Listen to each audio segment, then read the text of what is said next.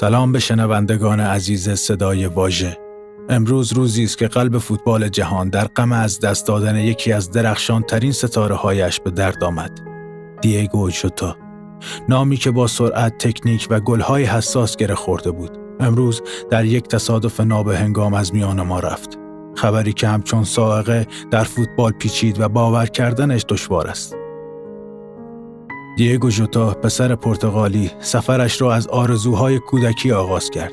او از همان ابتدا نشان داد که با توپ حرفای زیادی برای گفتن دارد. استعداد نابش در تیم‌های پایه شکوفا شد و خیلی زود به صحنه حرفه‌ای قدم گذاشت. او نه تنها یک گلزن ذاتی بود، بلکه با دوندگی بی‌امان، هوش تاکتیکی و توانایی بازی در پست‌های مختلف خودش رو به عنوان یک بازیکن کامل معرفی کرد. یادمان نمی رود لحظاتی که با پیراهن ولورهمپتون درخشید و چطور به کابوس بزرگان لیگ برتر تبدیل شد. آن نمایش‌های خیره کننده نگاه لیورپول را به او جلب کرد. باشگاهی که دیگو را نه تنها به عنوان یک خرید موفق، بلکه به عنوان یک ناجی در لحظات سخت به آغوش کشید. جارل کوانسا، پیشروی این بازیکن و ضربه رباح ماجریه.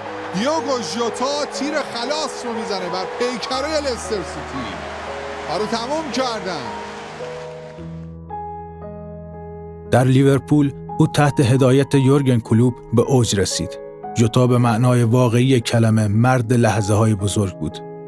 گریز از مدافعان، ضربات تمام کننده دقیق و تواناییش در تغییر نتیجه بازی در کسری از ثانیه او را به عنوان یکی از محبوب ترین بازیکنان آنفیلد تبدیل کرده بود.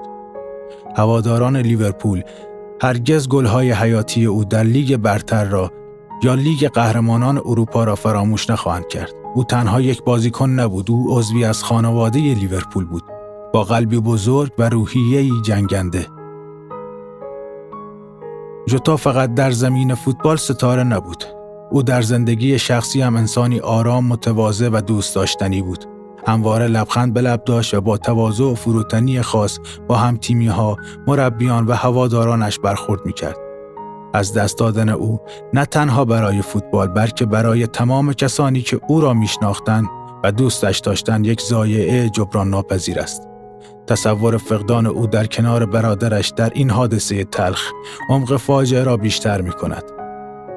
زندگی چقدر غیر قابل پیش‌بینی است. دیگو ژوتا می‌توانست سالها به فوتبال ادامه دهد و افتخارات بیشتری کسب کند. او در اوج دوران حرفه‌ای خود بود و آینده‌ای درخشان پیش رو داشت. اما سرنوشت نقشه دیگر برای او داشت. امروز ما نه تنها یک فوتبالیست بزرگ، بلکه یک انسان والا و فروتن را از دست دادیم.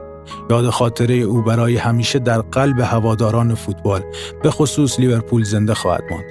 او همیشه به عنوان بازیکنی یاد خواهد شد که با تمام وجودش برای تیمش بازی کرد و لحظاتی فراموش نشدنی را برای ما رقم زد.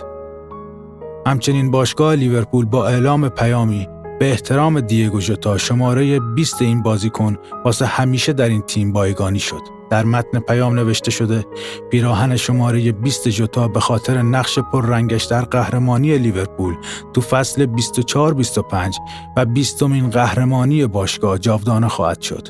او با دریبل معروفش و شوتی که مقابل جایگاه به ثمر رسوند باعث شد تا تو داربی مرسیساید ماه آوریل پیروز بشیم. آخرین گل زندگی او پر از احساس بود.